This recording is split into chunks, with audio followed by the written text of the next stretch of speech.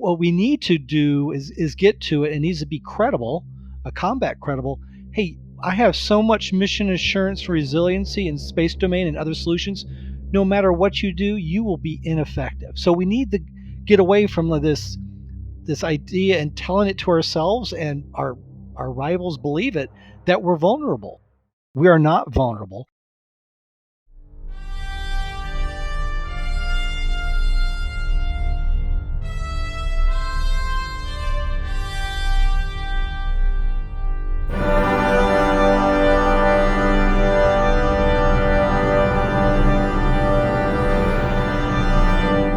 Welcome to the Spacepower podcast, where we interview strategists and defense experts on national power in space. I'm Jason Joel, and with me is Josh Gonzalez. We are honored today to be joined by Dr. John Patsy Klein, retired Navy commander and currently a Senior Fellow and Strategist at Falcon Research Inc. He also serves as an adjunct professor at George Washington University's Space Policy Institute. He has 2 published books, Space Warfare, Strategy, Principles, and Policy, and more recently, Understanding Space Strategy, The Art of War in Space.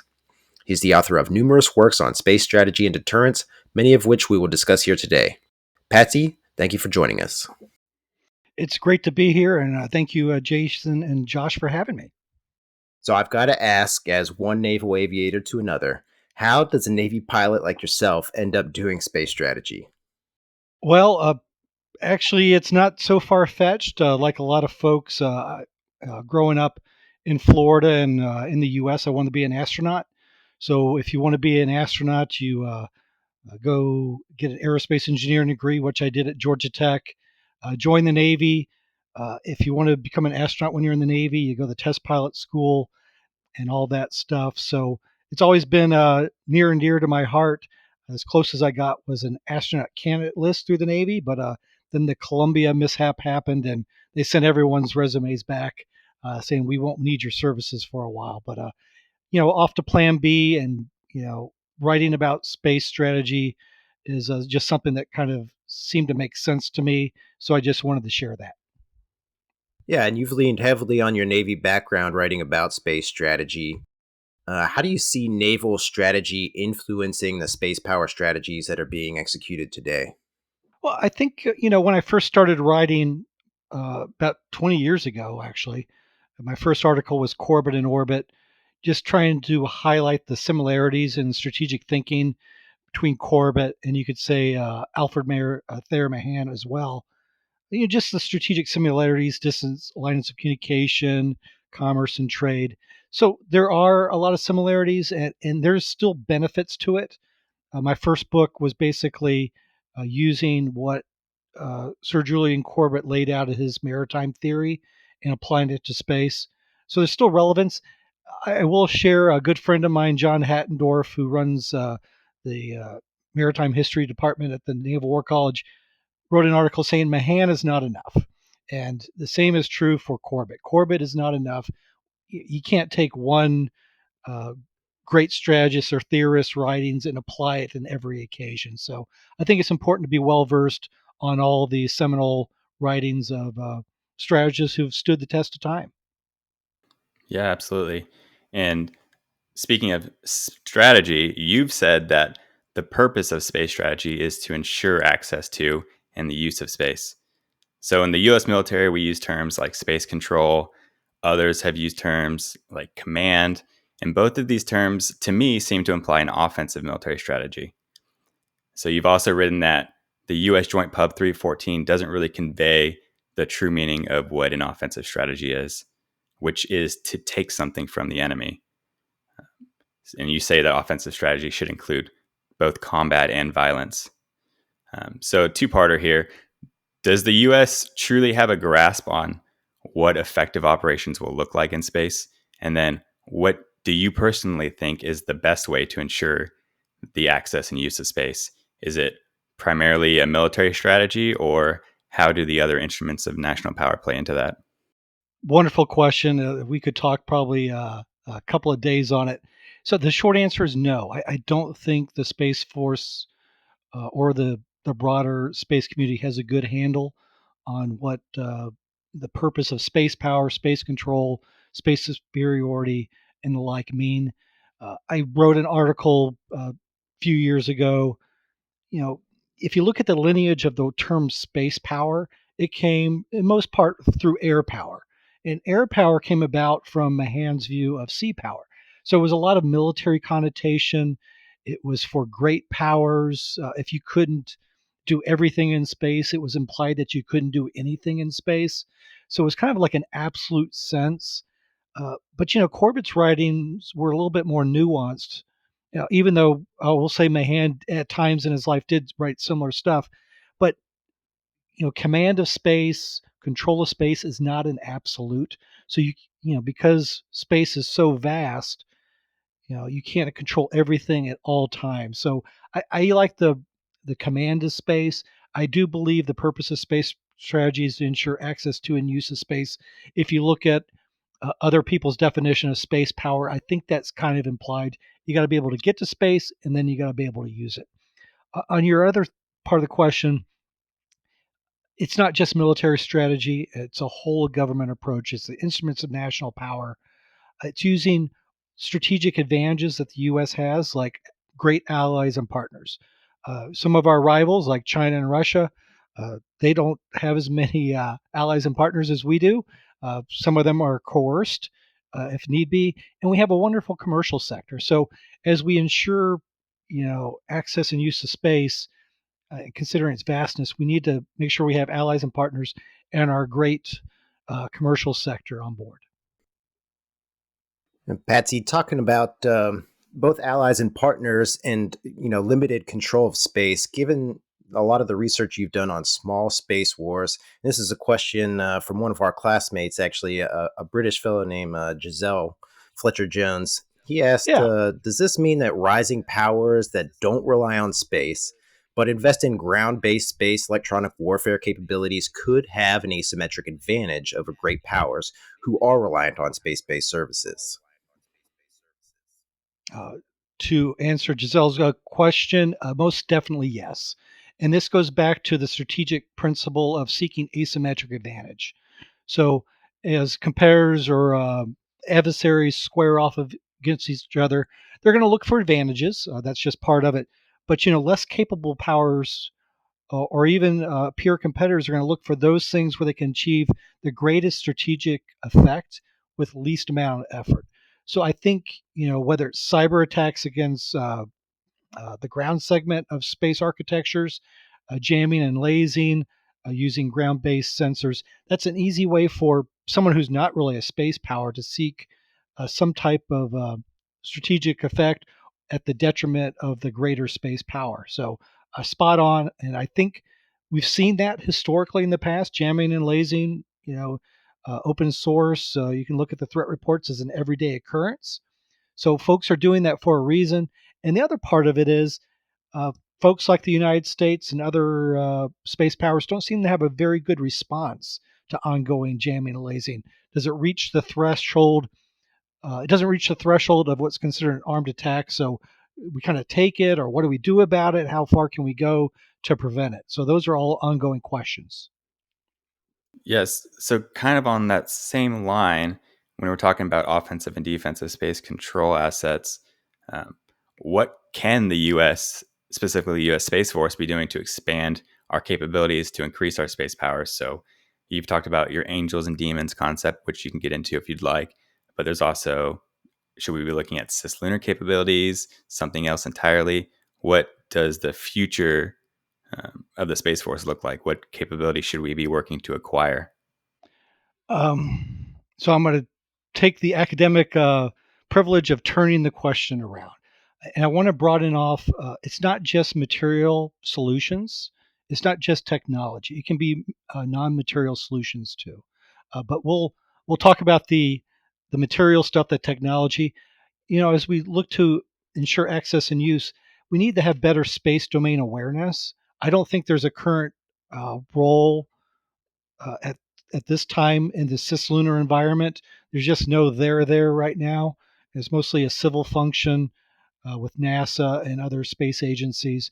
But we should always know what's going on in the space domain, all the way out to geo, ex-geo, cislunar, whatever you want to call that other part.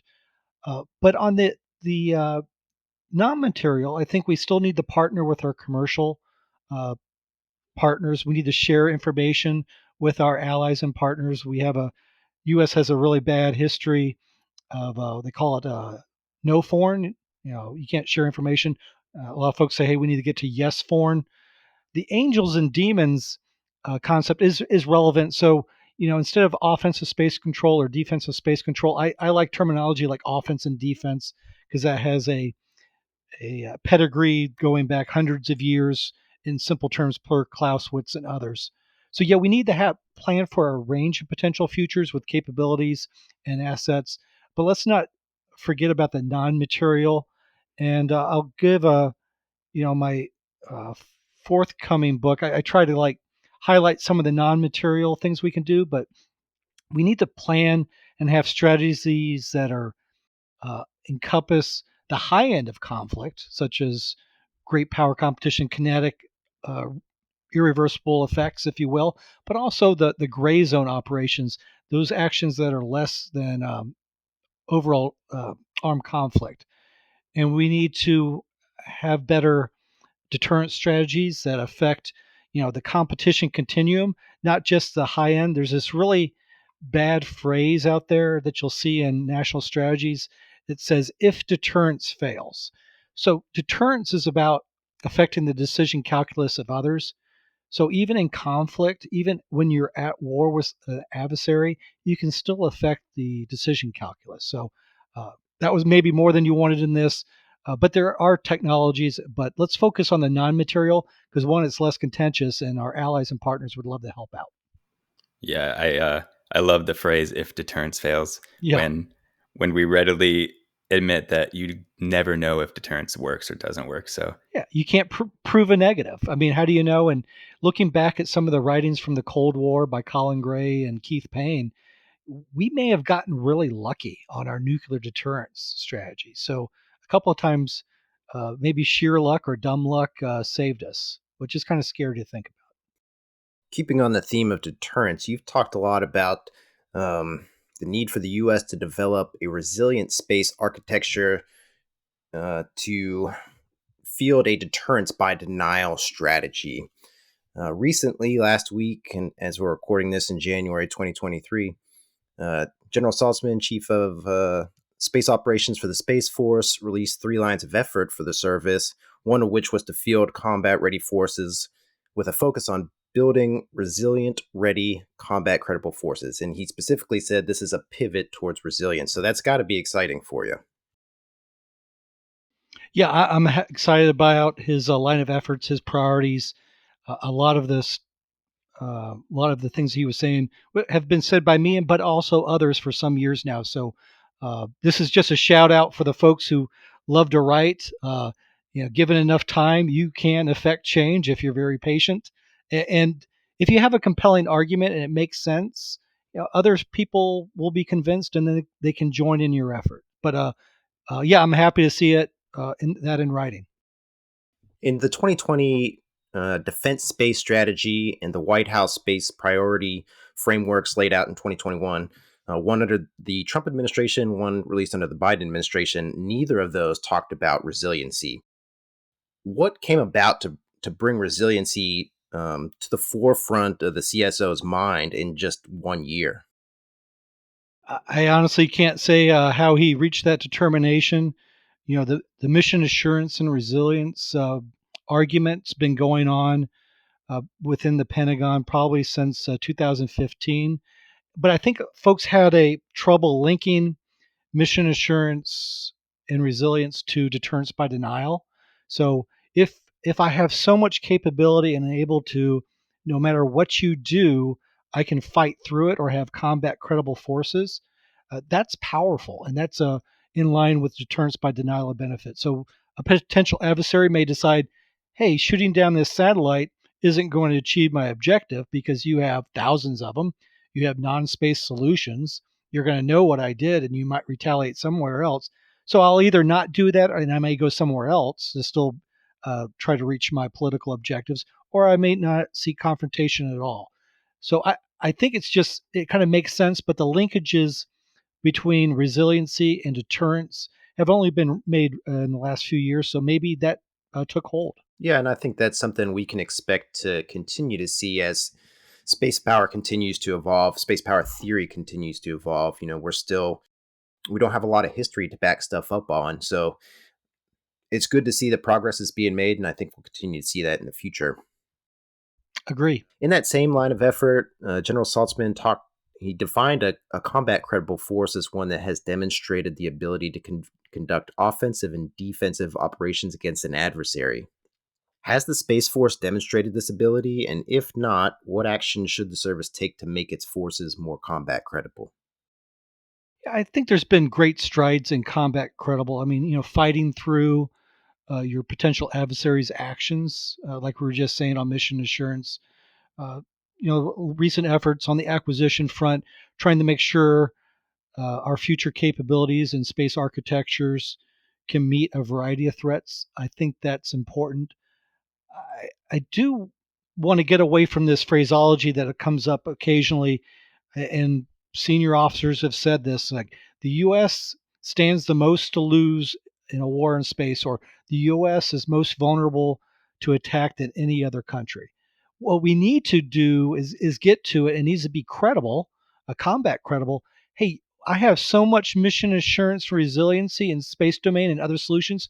No matter what you do, you will be ineffective. So we need to get away from this idea and telling it to ourselves, and our rivals believe it, that we're vulnerable. We need to get to we are not vulnerable, and I think it doesn't take that much effort, and we're well on our way. But shaping that narrative is important. Yeah, I think it's a really interesting point that you're talking about here, and I wanted to swing back to the strategy just a little bit. So I've heard you say, and I've heard anybody in the military has heard the saying that the general is always fighting the last war, meaning that we can't presume that the future conflict will look like today's conflict. So, as it relates to space, what do you see as the future of war, and how should that be shaping today's space strategy?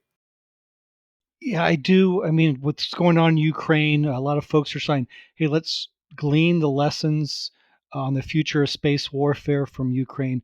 And there's nothing wrong with that. Uh, you know, Current events and history does teach lessons that we should take away, but no future conflict is going to look exactly the same. So we should be planning for a range of potential options and scenarios.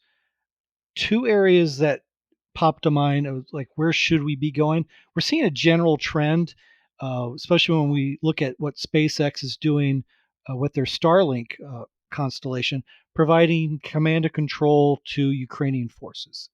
Uh, Putin himself has said he considers SpaceX to be an extension of the U.S. government. So we're seeing the role of commercial companies being associated with state actors in conflict. You know, Ultimately, U.S. rivals will make that determination. It's a political one. You could We could argue the legal aspects of it, but it's going to be a political decision. I think on the U.S. side, we need to think about it from our perspective. We know potential rivals will probably go after our commercial. How do we feel about going after our potential adversaries' commercial assets? China has its version of commercial. It's tightly controlled with the party, answering to close ties with the PLA too. So, are we comfortable with that? I think it's important for us to have a dialogue with our allies and partners about how we see that. There's some on the spectrum of either way, and I think that needs to be hashed out. The other lessons learned is, especially in commercial, it's the role of proxies in proxy war. So the idea of force for hire is an idea that goes back thousands of years. The Greeks and Romans and others couldn't afford a great military, so they just bought one or bought the mercenaries to do it. So, what are the role of private military companies in providing forces or combat fighting services to other states? So, there's a lot there. Uh, I want to make sure we're learning good lessons and not the wrong ones. Yeah, so when you're talking about um, kind of the blurring of lines between military and commercial and how that's going to be the future. How does that tie into the National Space Council when they're kind of tasked with integrating space across all the sectors, as far as I understand it? What do they do today, and how could that kind of be expanded into the future for this scenario? There's some great writings by doctors Scott Pace and John Loxton that give you the different historical examples of the U.S. Space Council or other venues to synchronize and coordinate space efforts across the government. Each administration kind of has its own flavor to answer that. So, the previous administration, the National Space Council, was kind of like the clearinghouse for all things space. This administration decided to kind of break it up with Office of Science and Technology Policy, the National Security Council, and the National Space Council. Should it be better integrated? I'm in favor of the Central Clearinghouse and National Space Council, but some see, because space is so ubiquitous in its what it does for affecting policy, hey, maybe separating it out and taking it as each issue comes up to make sure it's integrated that way. Uh, but I am a fan of the central way, and that way there's a coherent message. Sometimes the Office of Science Technology Policy recently they were involved in a Sizzle or S&T strategy. uh, you know, what does that mean for on the national security side? Is DoD supposed to act on it? A lot of those questions are still out there. I think there is some benefit of unity of effort and unity of voice when it comes to these issues. So yeah, I'd be on the former side. Yeah, it's interesting, thinking about centralized control of space and unity of effort, because it's certainly something we want to see, but we don't want to stifle innovation, which is what a lot of people talk about, potentially happening with China. If we were to go to war with China, a lot of people would say that it's going to start in space. Is that something you'd agree with? And how would you see them at going after control of space?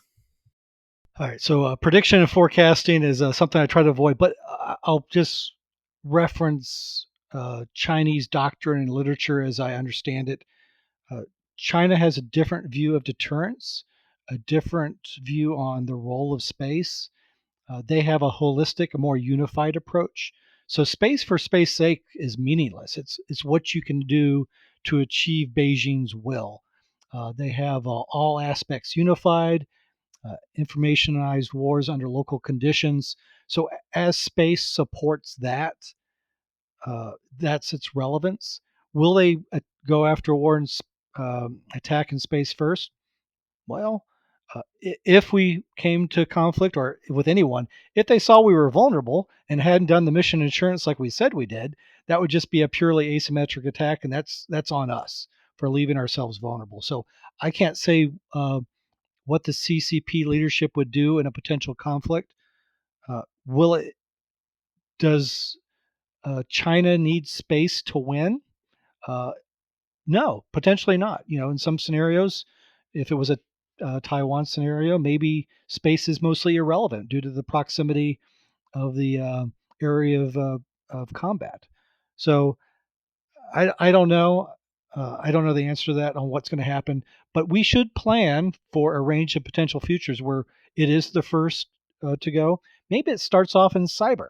I think that's probably more likely, especially how they're interconnected space architectures with the ground segment. And that's sometimes your best indication that bad things are happening. Yeah, no doubt. Cyber is certainly a vulnerability, and an opportunity, depending on where your strengths lie. Talking a little bit more about deterrence, you mentioned the Chinese have a different view of deterrence than us. One of the things you've talked about in the past is the U.S. needing to field an active debris removal capability to allow U.S. space assets to execute its deterrence strategy. There are some people out there who would say that having a debris removal capability actually lowers deterrence, because it debris itself, or the creation of debris itself, is a deterrent. How would you respond to that? I would vehemently disagree, and I'll bring up some historical. So, first we'll unpack. So, the purpose of space strategy is to ensure access and use of space. Uh, Debris can be an indiscriminate hazard that affects U.S. interests and other people's interests. So it's hard to have freedom of action if debris is getting in the way. And there's a lot of analogies. So, navies needed minesweepers to clean up mines because they couldn't transit sea lines of communication or harbors. Army personnel need to be able to clean up anti-personnel mines to move. So, yeah, militaries having a capability to clean up indiscriminate hazards is important.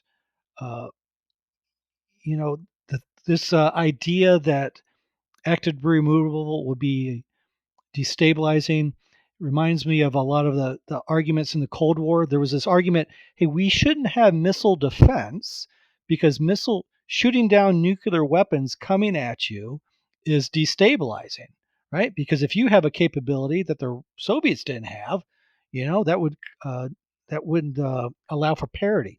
I think that's insane. I think the inherent right of self-defense that's part of customary international law allows you to protect yourself if you're going to be attacked. Um, and the other part with that scenario, so even if you did buy into it, this invokes what I call a systemic in the United States military community of mirror imaging. So our potential rivals, whether it's Russia or China, they have a different worldview than ours, based culturally, societally, and the like. So the idea that the U.S. that it will affect everyone the same is wrong. So U.S. rivals may determine, hey, U.S. is going to lose more through through debris generation, given hey we say we're the most vulnerable, so they may do it anyway. So we got to be cognizant of mirror imaging our potential rivals as ourselves. So, moving along kind of outside the realm of what we have been discussing, we have a second listener question that came in from Wes Fight.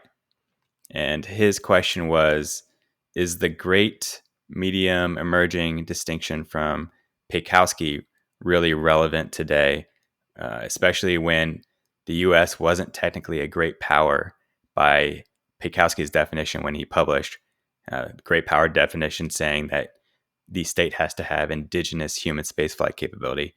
So, would it be better to make the distinction by space lift capacity, number of satellites, proven rendezvous proximity operations, or some other measurement? And just for the listener, those three levels of distinction that Paikowsky wrote about were emerging space powers, which have the ability to develop, maintain, and control their own indigenous satellites, but they are not able to launch. Medium space powers, all the above, but they can launch indigenously as well. And then great space powers, same as medium, but they also have the added capability of indigenous human spaceflight. So yeah, I use Paukowski's model in my book. It's probably the most known model, so that's why I reference it. We'll do a standard disclaimer. The folks like me, academics, we love to parse and segment and define and categorize. Ultimately, that kind of breaks down. So what? I think the case is almost like for India. It doesn't have a human space flight, but you could say, hey, it's trending towards great space power status. The point is to like, at least in the context for strategy, is not to say, okay, you're emerging and you're medium and you're great, so you're going to use these strategies. It's you. They can span the continuum, but I think the interests and the capabilities and services for folks who are on the lower emerging is going to be different. So they may seek asymmetric approaches where great powers are more concerned with maintaining the status quo, like the United States. So the strategy to maintain the status quo is fundamentally different for folks trying to upset the current global order. So one's more status quo is defensive strategy. Trying to upset the global order could have elements of offensive and irregular warfare. So it's a good construct. I use it. It's helpful. All of them break down. You can nitpick them. In certain countries like Ukraine, because they had missiles at one time, but we made them give them up. Where do they fall? But yeah, I think it's most important to keep the big picture the big picture. And that's a great way to kind of start wrapping things up here. We do have a few questions we like to ask all of our guests. To further advance space power theory, what do you think are the topics that need to be further explored or developed? That's a question I've been wrestling with in recent months. I won't give you my whole list, but it goes back to those non-material solutions. So, we need to have technological innovation and capabilities and services to have offensive and defensive capabilities. But I think the importance of education and training, we need to U.S. needs to train its guardians to prepare for the high end and the low end of conflict and competition that involves the space domain or against space architectures. What we see as U.S. rivals' proclivity for actions that are coercive but below the threshold of armed conflict, they're over time they can have strategic effect. I think we need to prepare for protracted competition and have patience. We are Americans are very impatient and want to move on to the next thing, but our rivals act because they know we are impatient and they're looking for this cumulative approach, this cumulative strategy to achieve objectives over time. We've talked about defensive measures and the need for resilience. We need to broaden our understanding of deterrence strategies as to include intra-war deterrence, like we were talking about, because the need to affect the decision calculus of your adversary is very important during conflict, especially if they're nuclear powers. So let's get past that idea of deterrence fails and move to more practical strategies. Yeah, that's a great list of stuff, and I look forward to the next generation of people who are going to further that along. That's you, Jason. You're the next generation. we are the next generation. I hope so. There is hope. Last question here before we wrap up. If listeners want to learn more about space strategy or deterrence, where can they go? Do you have any recommended books, articles, podcasts? I don't have any podcasts. You're welcome to look at my LinkedIn profile. I unashamedly list all links to all my publications. Some of it's the same stuff in different form. I try not to be too repetitive, but a compelling story is a compelling story. So sometimes the ideas do repeat. But yeah, you can look me up. Happy to connect on LinkedIn. John J. Klein. You'll see me there, and happy to further engage on the conversation. Well, Patsy, once again, thanks for joining us here today. This has been a fantastic discussion, and I look forward to seeing you in DC when we move up there. Thanks, Jason and Josh. Yeah, we really appreciate it. My pleasure. Thanks for joining us today. We hope you enjoyed the discussion. Please give us a follow and leave a review wherever you get your podcasts.